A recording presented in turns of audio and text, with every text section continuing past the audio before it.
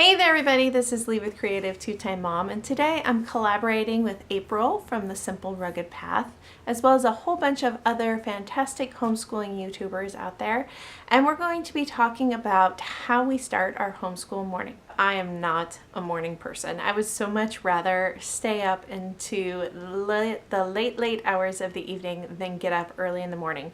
And I'm finding that my older two kids are transitioning into a time in their life where they're feeling the same way. So for me to just look at the clock and say, oh, it's 8:30, time to get started, pull out your pencil boxes and your math books, just would not work for our family. So I started doing what we call morning time or circle time. Most of the time around here it's morning time. And I've gathered a few things that we have used to just give you a sampling and an idea of what I include in that morning time. Different days of the week it looks differently, and different months of the year it looks different. So let me show you just kind of a sampling of what we do during our morning time. So one of the things that is important to me is geography. I feel like geography is a great basis for a lot of our history study, and so I like to incorporate that somehow in our homeschool. So one of the things that we do in our morning time is we will work on studying maps. We've been doing world maps. Mostly I'm trying to get the kids to find countries, and then as they get older and they get more familiar with this, I've also added in a few key cities: London, Paris, Berlin, Hong Kong. Of course, some major cities within the US I think are important as well. So we do some map work. Right now we are taking a break from our map work because what we have been doing instead is we have been a part of a 50 states postcard exchange. So as we receive our postcards, I add them into our morning time, and those are just postcards from around the United States. These have been a great way for my kids to get exposed to some of the geography within the states, which was my original intent, was kind of a geography study, figuring out where the states are at, what type of landforms they have there. And then depending upon the person who's sending you the postcard, I tend to focus on geography landforms, but some of these, they're focusing on history aspect. So it's been a great way to get to know some of the history within our own country. So we have maps, we have postcards. Another thing that I also like to include as far as history in the morning is we do Mystery of History for our curriculum. And a lot of times there is a section for each lesson that will say literary reading. And I try to pick up those resources from the library, and a lot of times they're these small little storybooks. So if it's a history day, I'll pull out whichever one goes with our lesson for that day, and we'll do just the history reading. This one I especially loved because it was called The Golden Sandal, a Middle Eastern Cinderella story. And I try to find, if I can, something that will cross over into our language arts standards. So one of the standards for 4th grade is knowing fairy tales from different cultures and hearing this Middle Eastern Cinderella story versus our traditional Cinderella story was a great crossover for language arts. So on the days that we don't do history, I try to include some science. And with my little guy, we've been doing weather. I included both of these books in my last morning basket video, which I will link the playlist for those down below. I just read 1 or 2 pages out of this. This isn't part of our necessarily formal curriculum, but it's just a little bit of add-on for more information that I might not always get to. And recently I was watching, I believe it was Hannah from Pepper and Pine, and she had a huge Rainbow Resources haul, and part of that was books about women in history. And so as I was watching that, I was reserving items for my local library that crossed over. So that's one of the things that I have put aside for us to start including in our morning time. On the days that we have science, I have several books on my shelf about women in science and encouraging my kids and what they can do. The one we read today was Life in the Ocean, and it was a story of Sylvia Earle, who helped map the ocean floor. So I figure that's a great way to introduce a little bit more science than I might necessarily have during our formal curriculum time. Most of these are pretty short. This Women in Science one I think is only about a page long for each person. There's quite a bit of information, but it's only 1 page for that person for the day.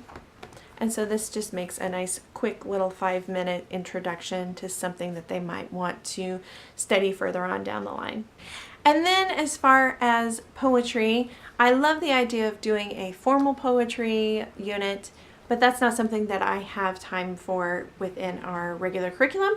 And so we try to read a poem probably about 3 times a week. I will read some poetry with the kids.